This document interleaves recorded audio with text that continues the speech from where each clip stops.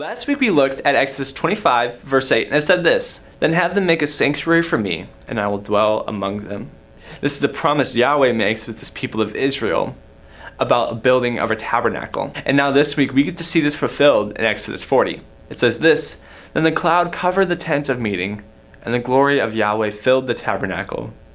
Moses could not enter the tent of meeting because the cloud had settled on it, and the glory of Yahweh filled the tabernacle. This is the presence of Yahweh, now filling the tabernacle in which he promised.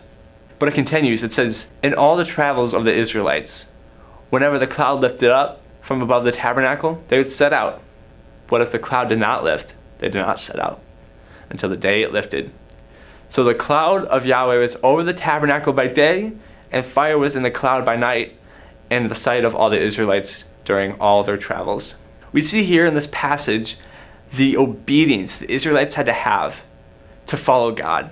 We give the Israelites a lot of flack for not having obedience and faith, but this is one of those times where they would follow after this cloud, after this pillar of fire, in utter obedience. We are challenged in this passage to obey God and follow after him in full obedience, just like the Israelites did. There was presence, presents,